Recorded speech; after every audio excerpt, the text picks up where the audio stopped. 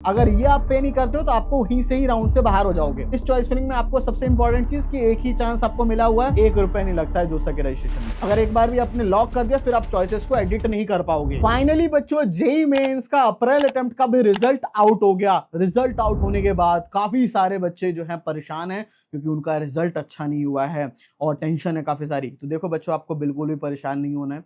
अब जो हो गया सो हो गया, एनटीए हर साल यही करता है। अब बच्चों की टेंशन है कि सर हमें एनआईटी में एडमिशन लेना है, ट्रिपल आईटी में लेना है, जीएफटीआईज में लेना है, आईआईटी में एडमिशन लेना है। तो हम बहुत लोगों से सुन रहे हैं जोसा काउंसलिंग होती है, सीसैप काउंसलिंग। तो ये जोसा काउंसलिंग है क्या, पूरा क्या प्रोसेस होता है, इस जोसा काउंसलिंग के बारे में A to Z इंफॉर्मेशन इस वीडियो में रहने वाली है।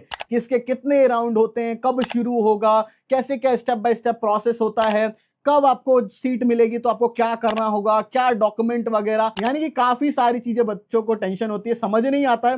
वो सारी की सारी चीज निचोड़ करके इस एक वीडियो में आपको समझाने वाला हूं। इस एक वीडियो को देखने के बाद आपको पूरे ऑल ओवर इंडिया में किसी भी यूट्यूब के वीडियो को देखने की कोई जरूरत नहीं है। सारी इंफॉर्मेशन इस वीडियो में देखने को मिल जाएगी जोसा के बारे में।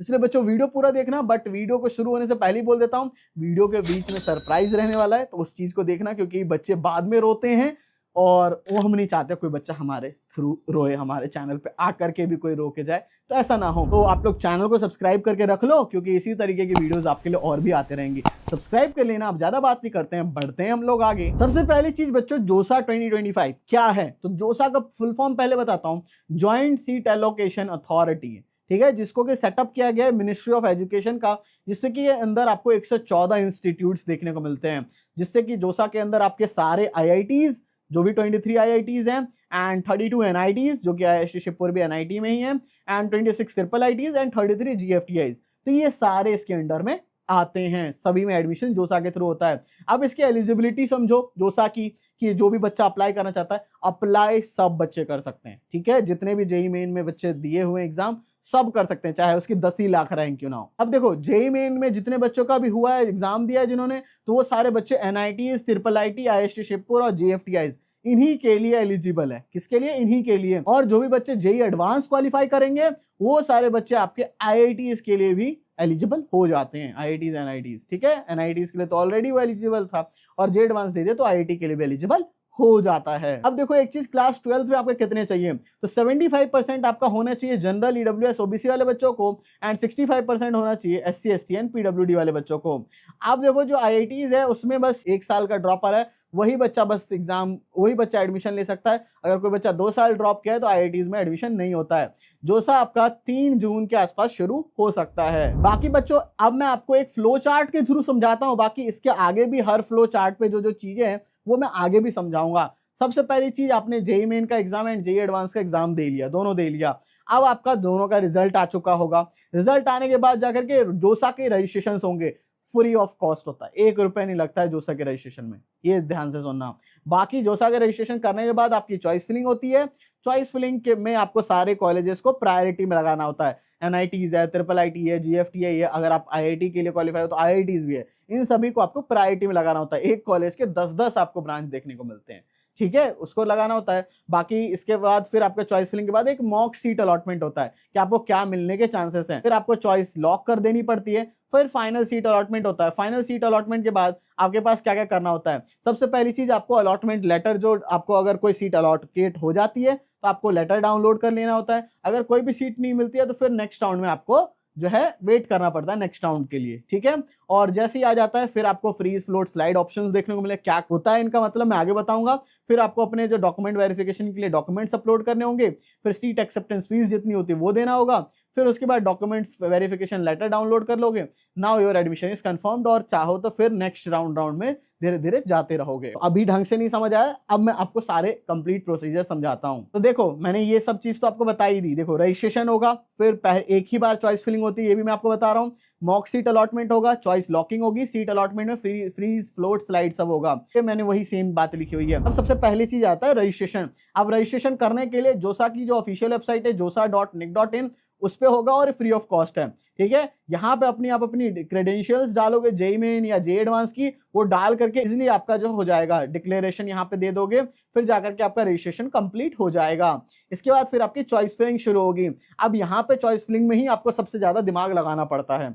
ठीक है, मैं बताता हूँ कैसे चॉइस फिलिंग होती है। इस चॉइस फिलिंग में आपको सबसे इंपॉर्टेंट चीज कि एक ही चांस आपको मिला हुआ है और सभी को आपको ध्यान से लगाना है, उसके बाद ही लॉक करना है। ठीक है, अगर एक बार भी आपने लॉक कर दिया फिर आप चॉइसेस को एडिट नहीं कर पाओगे। यहाँ पे देखो, यहाँ से सारे कॉलेज दिखेंगे, ब्रांच दिखेगी, उन सभी को आप इस साइड ऐड करोगे। इस तरीके से आपकी चॉइस फिलिंग होगी। एंड आपके चॉइस फिलिंग जो है 2 मॉक सीट अलॉटमेंट होंगे। ठीक है, अलॉटमेंट, मॉक सीट अलॉटमेंट, वो आपका फाइनल अलॉटमेंट नहीं है। मॉक सीट है कि हाँ, कि जितने बच्चों ने भी अभी तक चॉइस फिलिंग करी उस हिसाब से आपको क्या मिल सकता है। फिर इसके बाद टोटल आपके 5 राउंड होंगे जोसा के। देखो बच्चों, आगे डिस्कस करने से पहले काफी इंपॉर्टेंट बात मैं अब बताने जा रहा हूं, क्योंकि अगर ये बात मिस कर दी तो आपको एडमिशन मिलने में दिक्कत आ जाएगी। हो सकता है किसी गलत कॉलेज में एडमिशन ले लोगे और आपको मिल सकता था इतना बढ़िया बढ़िया NIT, IIIT ये सब में एडमिशन मिल सकता था, और आप किसी एक बेकार से कॉलेज में जाके एडमिशन ले लोगे। ऐसी गलतियां नहीं करनी है। ये जो मैं आपको कुछ समय लेने वाला, ये आपको ध्यान से सुनना है। अब देखो बच्चों, यहाँ पे आपको जोसा काउंसलिंग होती है जिसमें कि NIT, IIIT इन सब में एडमिशन होते हैं। उसके बाद CSAB में ही सब बच्चों को जाना पड़ता है। इसके अलावा स्टेट काउंसलिंग सब है, काफी सारी चीज होती है। इसमें आपकी चॉइस फिलिंग होती है। ठीक है, चॉइस फिलिंग आपको नहीं पता हो तो जितने भी कॉलेज है, सोचो कितने ज्यादा हैं, 32 तो NIT है, फिर IIIT है, फिर GFT है, उन सभी के ब्रांच हो गए। एक कॉलेज में 10-10 ब्रांच होते हैं, उनको प्रायोरिटी वाइज लगाना बिल्कुल भी बच्चों को समझ नहीं आता है। और यहाँ पे जोसा के अंदर आपको एक ही बार चॉइस फिलिंग करने का मौका मिलता है। एक बार कर ली और वही 5 राउंड के लिए कंसीडर होगी। और इसमें अगर एक गलती हो गई तो बच्चों को हमने देखा है रोते हुए, उनको एडमिशन नहीं मिलता है। उन बच्चों को अच्छा मिल सकता था, क्योंकि वो प्रायोरिटी सारी मैटर करती है। तो बच्चों, इन सब चीजों में आपकी जो हेल्प करने वाले हैं दैट इज त्रिपत एकेडमी। यानी कि हम जो है 7 से 8 साल से हम लोग काउंसलिंग कराते हैं। आपके जैसे हजारों बच्चों को IITs, NITs, IIITs में एडमिशन दिलवा चुके हैं। तो इस साल आपकी बारी है और इस साल आपका एडमिशन होने वाला है। अब इसमें अच्छे से करने के लिए आपको हमारा काउंसलिंग सपोर्ट ज्वाइन करना पड़ता है। काउंसलिंग सपोर्ट के अंदर क्या फीचर्स मैं बताऊंगा। हमारे 2 तरीके के हैं, एक तो ऑनलाइन काउंसलिंग है एंड एक ऑफलाइन काउंसलिंग है। दोनों के बारे में चर्चा करेंगे, क्योंकि हमारा काउंसलिंग का टक्कर बस हमारे ही काउंसलिंग से हो सकता है, क्योंकि पूरे ऑल ओवर इंडिया में और कोई काउंसलर ऐसा बैठा नहीं है जो कि आपकी बेस्ट से बेस्ट काउंसलिंग करा दे। सारे फ्रॉड करने वाले, सारे आपको कोई भी अच्छी सर्विस देने वाला नहीं मिलेगा। एकमात्र चैनल ये है जो कि आपको सारी अच्छी सर्विसेज देता है। अब देखो बच्चों, सबसे पहले मैं आपको बता देता हूं इसके फीचर्स। तो सबसे पहली चीज, आप हमारा काउंसलिंग ज्वाइन करते हो तो आपको एक कॉल सपोर्ट मिलता है, यानी कि कुछ भी दिक्कत आती है तो कॉल आप लोग करके पूछ सकते हो, जो भी बातचीत है। इसके अलावा एक आपको व्हाट्सएप ग्रुप दिया जाएगा जिसके अंदर आपको सारी चीज पता चलते रहेगी, क्योंकि बच्चों को क्या होता है, कुछ भी वीडियो आई नहीं देखा, काफी सारी दिक्कत होती है, तो एक व्हाट्सएप ग्रुप में सारी चीज आपको पता चलेगी। वहां पे आपको सारे फ्रेंड्स मिल जाएंगे जो कि NITs और इन सब में जा रहे हैं। इसके अलावा एक मेंटर आपको प्रोवाइड किया जाएगा, जो कि आपको जो भी डाउट्स है वो सब आपके मेंटर ही क्लियर करेंगे। एंड द मोस्ट इंपॉर्टेंट चीज दैट इज कि आपकी रैंक के हिसाब से आपको पर्सनलाइज चॉइस फिलिंग करनी पड़ेगी, क्योंकि हर बच्चे की रैंक अलग होती है, हर बच्चे का स्टेट अलग होता है और हर बच्चे की प्रायोरिटी अलग होती है। किसी बच्चे को कोई ब्रांच चाहिए होती है, हर बच्चे का यूनिक डाउट होता है। वो सब क्या होगा, हमारे इस काउंसलिंग सपोर्ट में होगा। साथ ही इसके अलावा जो भी डाउट्स है, डॉक्यूमेंट्स, हर एक चीज होने वाली है। इन सभी के लिए चार्ज कितना है? देखो बच्चों, अगर आप ओनली जोसा लेते हो, ठीक है, ओनली जोसा की काउंसलिंग जो कि 5 राउंड होंगे, तो 1499 का पड़ेगा। कितने का? 1499 का, मोटा मोटी 1500 रुपए का। और इसमें देखो, अगर आपको IIT मिल रहा है तो फिर आपको ओनली जोसा ज्वाइन कर सकते हो। लेकिन अगर आपको कहीं भी डाउट है, भले ही आपको टॉप का NIT मिल रहा हो, कुछ भी मिल रहा हो, तो आपको जोसा के साथ CSAB करना ही पड़ेगा, क्योंकि CSAB में ही जाकर के बेस्ट से बेस्ट मिलता है, क्योंकि हर बच्चे को ही CSAB करना ही पड़ता है। तो अब अगर आप ओनली जोसा लोगे तो 1500 रुपए, ओनली CSAB लोगे तो 1500 रुपए, टोटल 3000 हो गए। अब आप लोगों के लिए बच्चों, शुरू के 100 बच्चों के लिए हमने लगा दिया एक कॉम्बो। और वो कॉम्बो क्या है कि जोसा प्लस CSAB अगर आप लोग ले लेते हो तो 2399 यानी कि 2400 रुपए में दोनों, यानी कि 600 रुपए का डिस्काउंट अभी शुरू के 100 बच्चों के लिए। तो सारे बच्चे जाकर के, लिंक डिस्क्रिप्शन में है, वहां से जाकर के 2399 का ज्वाइन कर लो, क्योंकि ये 100 बच्चे हो सकता है 2 दिन के अंदर या 3 दिन के अंदर हो जाएंगे। और इसके बाद ये 2400 से हो सकता है 3000 फिर से इसका हो जाए, उससे भी आगे बढ़ जाए, क्योंकि हर साल बच्चे काफी आते हैं, फिर हमें मेंटर्स बढ़ाने पड़ते हैं, और ऑब्वियस सी बात है कि हमें मेंटर्स बढ़ाने पड़ रहे हैं, तो यहाँ फीस भी बढ़ जाए, क्योंकि हमारा काउंसलिंग सपोर्ट की डिमांड काफी ज्यादा रहती है। तो जल्दी से जाकर के ज्वाइन कर लेना। ये तो मैंने आपको ऑनलाइन काउंसलिंग का बताया। अब देखो ऐसे बच्चे जो कि दिल्ली के आसपास हैं, आप ऑफिस पे आ सकते हो, क्योंकि हमारा office Noida electronic city metro station है, उसके पास में ही है। तो अगर आप ऑफिस पे विजिट कर सकते हो तो वहां के लिए भी हमारा काउंसलिंग है, बट वहां विजिट करने के लिए सबसे पहले आपको एक स्लॉट बुक करना पड़ता है। ठीक है, स्लॉट बुक करके आना पड़ता है, जो कि 99 का होता है, क्योंकि हम चाहते हैं जो भी आ रहे हैं वो ओनली सीरियस कैंडिडेट्स ही हैं, कोई ऐसे ही मुंह उठा के ना आए। 99 का आपको स्लॉट बुक करना पड़ेगा। अब वहां आने से पहले आपको सारा एड्रेस वगैरह सब कुछ शेयर कर दिया जाएगा। वहां पे आपकी बातचीत हो गई, जो भी काउंसलर्स है उनसे बात होने के बाद जाकर के आपका सारा जिम्मा वहीं पे सारा संभालेंगे। आपका रजिस्ट्रेशन से लेकर के चॉइस फिलिंग से लेकर के हर एक चीज वही करेंगे, आपको खुद कुछ भी नहीं करना पड़ेगा। ठीक है, ऑफलाइन काउंसलिंग का ये फायदा है। एक बार बच्चा चला गया ऑफलाइन में, फिर उसको कहीं कुछ जाना ही नहीं है, फिर वो अपना घर पे आराम से बैठे रहे, उसका सारा काम होता रहेगा। ठीक है, तो ये वाली चीजें ऑफलाइन में। तो ऑफलाइन में आपको सारे फीचर्स देख सकते हो, आपको 1-to-1 मेंटरशिप हो गई, आपको प्रीमियम व्हाट्सएप ग्रुप देखने को मिलेगा, साथ ही साथ 100% गारंटी रहेगी आपकी रैंक के हिसाब से बेस्ट कॉलेज की। तो ये सारी चीज आपको बच्चों मिल रही होगी। अब देखो, अब हम ऑफलाइन में क्या चार्ज करते हैं, अब ये ध्यान से सुनो। ऑफलाइन में अब 2 तरीके की हमारी काउंसलिंग होती है। अब एक काउंसलिंग लिमिटेड काउंसलिंग सपोर्ट, जिसे कि LCS कहते हैं, एंड एक है UCS अनलिमिटेड काउंसलिंग सपोर्ट। अब नाम सुनकर के समझ आ रहा होगा, लिमिटेड का मतलब क्या है कि 10,000 रुपीज आपके 10,000 के अंदर हम लोग 2 काउंसलिंग कराएंगे।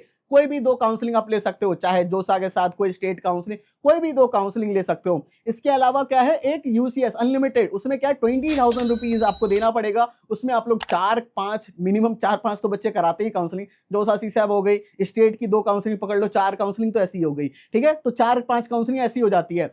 अनलिमिटेड वाले में आप चाहो तो 6 में करनी है, 7 में करनी है, 8 में करनी है, वो आपकी मर्जी है, जितने काउंसलिंग में आप पार्टिसिपेट करना चाहते हो। आपको मैंने दोनों काउंसलिंग सपोर्ट के बारे में बता दिया। बाकी आप लोगों को अगर नहीं पहुंच सकते हो तो हमारा ऑनलाइन काउंसलिंग सपोर्ट आप लोग ज्वाइन कर सकते हो। अगर आप इसके आसपास रहते हो तो ऑफलाइन कर लो, दोनों ही हमारे सबसे बेस्ट रहते हैं। तो अब किस चीज का इंतजार है, जल्दी से जाओ, लिंक डिस्क्रिप्शन में, जल्दी से ज्वाइन कर लो, क्योंकि कभी भी इसके प्राइजेस इंक्रीज हो जाएंगे। शुरू के 100 बच्चों के लिए ऑफर है, क्योंकि देखो इस पे 50,000 व्यूज आने वाले हो, 50,000 के हिसाब से सोच लो 1000 बच्चे भी कभी जल्दी हो जाए। जल्दी से जाकर के ज्वाइन कर लेना। फिर देखो सीट अलॉटमेंट की जो बात है, अगर आपको सीट नहीं मिलती है तब तो आप नेक्स्ट राउंड के लिए ऑटोमेटिकली ट्रांसफर हो जाओ, कुछ भी नहीं करना। सीट मिल जाती है, फिर आपको क्या क्या चीजें करनी होगी। सबसे पहली चीज, सीट अलॉटमेंट लेटर डाउनलोड कर लोगे। फिर आपको एक्सेप्ट करना होगा फ्रीज, फ्लोट और स्लाइड, इनमें से तीनों में से कोई भी एक चीज। इसके बारे में अभी रोक के रखो, मैं आगे बताऊंगा। ये तीनों में से कुछ भी आप एक चूज कर लेते हो तो आपको सारे डॉक्यूमेंट्स जो है अपलोड कर देने होंगे। ठीक है, कौन से डॉक्यूमेंट्स है वही बताऊंगा। अब सीट एक्सेप्टेंस फीस इसके बाद आपको पे करनी पड़ेगी, 35,000 रुपए होती है। कितनी होती है? 35,000 रुपए होती है। General, OBC, EWS and SC ST PWD वाले को 15,000। अगर ये आप पे नहीं करते हो तो आपको वहीं से ही राउंड से बाहर हो जाओगे, फिर आप जोसा से ही बाहर हो जाओगे। तो ये आपको पे करना मैंडेटरी है, चाहे आपकी मनपसंद की सीट मिली है या नहीं मिली है, लेकिन ये पैसे देना जरूरी है अगर आपको रहना है जोसा काउंसलिंग के अंदर। ये पैसे दे दोगे, डॉक्यूमेंट वेरीफाई हो जाएगा, फिर उसको वेरिफिकेशन लेटर आप डाउनलोड कर पाओगे एक ही बार। तो ये डाउनलोड करके रख लेना, वरना फिर बाद में बच्चे ढूंढते रहते हैं। कोई भी इशू वगैरह होता है डॉक्यूमेंट अपलोड करने के बाद, मान लो कुछ दिक्कत आ रही है, तो वहीं पे आपको आ जाए कि इसमें ये प्रॉब्लम है, इसको ठीक करके दो। अब उसको ठीक करने के लिए हो सकता है कभी कभार कोई एफिडेविट वगैरह या कुछ ये अपलोड करना है, तो वो अपलोड करके भी काम हो जाता है। और नहीं तो बोलेंगे जो गड़बड़ है उसको ठीक करके दो। 3-4 दिन का समय देते हैं ये लोग। ठीक है, उसके बाद अपलोड कर दोगे तो जोसा देख लेगा। जब जोसा खत्म हो जाएगा सारा कुछ, उसके बाद फिर आपको विजिट करना होगा कॉलेज को। अब देखो, सीट मिलने के बाद जो मैं 3 ऑप्शंस आपको बता रहा हूं, उन तीनों ऑप्शंस के बारे में समझते हैं। फ्रीज का मतलब क्या है? फ्रीज का मतलब बच्चों यही है कि जो भी आपको कॉलेज मिला है, मान लो NIT इलाहाबाद मिला है, उसकी आपको मान लो CSE ब्रांच मिली है, आप उससे सेटिस्फाइड हो, आप नहीं चाहते हो कि मैं नेक्स्ट राउंड में पार्टिसिपेट करना चाहता हूं, आप फ्रीज कर लोगे। यानी कि फ्रीज होने के बाद आप उसके जोसा में आगे पार्टिसिपेट नहीं करने वाले हो, आपका ये फाइनल हो चुका है कॉलेज। ठीक है, आपको फाइनल हो चुका है, फिर सीट एक्सेप्टेंस फी ये सब पे कर दोगे, राइट। इसके अलावा आता है फ्लोट। अब फ्लोट का मतलब क्या है कि जो भी मुझे कॉलेज मिला हुआ है, ठीक है, मैं चाहता हूं कि इससे बढ़िया कॉलेज मिले या इसी कॉलेज की भी अपग्रेडेशन हो जाए, वो आपकी चॉइस फिलिंग पे डिपेंड करता है। यानी कि फ्लोट करने से फायदा होता है कि आपको मान लो 10 चॉइसेस आपने भरी हुई है, आपको 10वें नंबर का कॉलेज मिला हुआ है, तो आप क्या चाहते हो कि 10वें के ऊपर जितने मेरे भरे हुए हैं 1 से लेके 9 के बीच तक, इनमें से मुझे कोई भी और दूसरा मिल जाए, तो उस केस में आप फ्लोट चूज करोगे। अब तीसरा सवाल आता है स्लाइड। अब मान लो आपने 10 भरे हुए हैं, 10 में से आपको 10वां मिलता है NIT इलाहाबाद। आपका तीसरे चौथे पे या 7वें 8वें पे ही NIT इलाहाबाद ही की कोई दूसरी ब्रांचेस भरी हुई है। NIT इलाहाबाद की इलेक्ट्रिकल मिली है। आप चाहते हो CSE, आप नहीं चाहते कि आपको कोई और किसी कॉलेज में आपको जाना है, उसी सेम कॉलेज के अंदर बस आपको ब्रांच अपग्रेड करनी है, सेम कॉलेज के अंदर बस ब्रांच अपग्रेड करनी है तो स्लाइड यूज करोगे। और अगर कॉलेज भी अपग्रेड करना है, ब्रांच भी अपग्रेड करना है तो फ्लोट यूज करोगे। कुछ भी अपग्रेड नहीं करना है, फाइनल करना है तो फ्रीज करोगे। बड़े प्यार से आसानी से समझ आ गया। अब देखो डॉक्यूमेंट जो आपको फिजिकल रिपोर्टिंग के लिए जब आप जाओगे तो कौन से यूज होंगे। क्लास 10th की मार्कशीट आपके पास होनी चाहिए। ये टोटल डॉक्यूमेंट्स बता रहा हूं। इन्हीं में से जब आपका जो रजिस्ट्रेशन के टाइम जो डॉक्यूमेंट यूज पड़ेगा ना, जब आपका सीट मिलेगा, 4 ही 5 बेसिक डॉक्यूमेंट्स होते हैं, ठीक है। इन्हीं में से क्लास 10th की मार्कशीट या सर्टिफिकेट, इसके बाद क्लास 12th की मार्कशीट और सर्टिफिकेट, इसके अलावा आपका SC ST OBC EWS कोई भी कैटेगरी सर्टिफिकेट है। बाकी OBC EWS ये सब जो है ना आपका, वो आपका 1 अप्रैल के बाद का बना होना चाहिए, OBC और EWS। बाकी SC ST पुराना भी चल जाता है, लेकिन OBC और EWS 1 अप्रैल के बाद का होना चाहिए। ओरिजिनल सर्टिफिकेट आपका PWD हो तो ओरिजिनल सर्टिफिकेट आपका होना चाहिए। बाकी एक क्रॉस बैंक चेक कोई कॉपी, यानी कि एक आप चेक ले लो, ठीक है, उसके ऊपर CANCELLED कैंसल्ड लिख के 2 लाइनें खींच दो, बस वो आपका हो जाता है कैंसल्ड चेक, ठीक है। और इसके अलावा आप चाहो तो पासबुक की भी फोटोकॉपी चल जाएगी। बाकी मेडिकल सर्टिफिकेट जो भी सेम फॉर्मेट आएगा जोसा का, हम बता देंगे, टेंशन मत लो। उसी सेम फॉर्मेट को आपको निकलवा करके किसी MBBS डॉक्टर या गवर्नमेंट हॉस्पिटल के डॉक्टर, उनसे आपको करवा लेना है। इसके अलावा पासपोर्ट आप लगा सकते हो अगर आपके पास नहीं है। बाकी एडमिट कार्ड JEE मेन का, स्कोर कार्ड हो गया JEE मेन का, दोनों अटेम्प्ट का रख लेना अभी से ही, वरना नहीं होता है, दिक्कत आती है। वैसे एक अटेम्प्ट का भी चल जाता है। ट्रांसफर सर्टिफिकेट हो गया, TC आपको जो मिलेगा जैसे आपका होगा कंप्लीट 12th। माइग्रेशन सर्टिफिकेट हो गया, इनकम सर्टिफिकेट ऑफ पेरेंट्स हो गया, वो आपका जरूरी पड़ सकता है। बाकी पासपोर्ट साइज फोटोग्राफ हो गए, 10 रख लेना। मैं तो बोलूंगा ज्यादा करके रखो जिससे कोई दिक्कत ना हो। आधार कार्ड, वोटर ID कार्ड, कोई भी एक आइडेंटिटी प्रूफ होना चाहिए, आधार कार्ड रख लेना। बाकी जो सीट मिली है जिस कॉलेज की, उसका सीट अलॉटमेंट लेटर हो गया, डॉक्यूमेंट वेरिफिकेशन लेटर हो गया, जो आपके डॉक्यूमेंट्स ऑनलाइन जो वेरिफिकेशन हुए थे, JEE मेन एडवांस का रिजल्ट जो मैंने बोला आपको। गैप ईयर आपका हुआ है तो गैप ईयर का सर्टिफिकेट बना लेना है, ठीक है। वो बनाना काफी इजी होता है, किसी भी नोटरी वाले के पास जाओगे, बोल दो कि इस फॉर्मेट में मेरा गैप ईयर का बना दो, तो वो आपका बना देंगे। बाकी कैरेक्टर सर्टिफिकेट होता है ड्रॉपर्स के लिए ही, 1 साल का भी गैप या 2 साल का है तो कैरेक्टर सर्टिफिकेट बनाना थोड़ा सा मुश्किल भी होता है। टीचर्स आप देख सकते हो कि वही सेम स्कूल से आपका बन जाए दोबारा से कैरेक्टर सर्टिफिकेट, वो ट्राई मार सकते हो आप। नहीं तो फिर आप किसी भी गवर्नमेंट स्कूल के टीचर सबसे कर सकते हो, या प्राइवेट स्कूल के भी टीचर्स का चल जाएगा, या फिर गवर्नमेंट हॉस्पिटल्स के से आप करवा सकते हो। जो भी गवर्नमेंट अधिकारी है उनका स्टैंप और साइन चाहिए होता है, ठीक है। बाकी इसके बाद क्या होता है कि जब आपके सारे खत्म हो जाएंगे, 5 राउंड कंप्लीट होने के बाद आपको 40,000 रुपए पार्शियल सीट एक्सेप्टेंस फी देनी पड़ती है।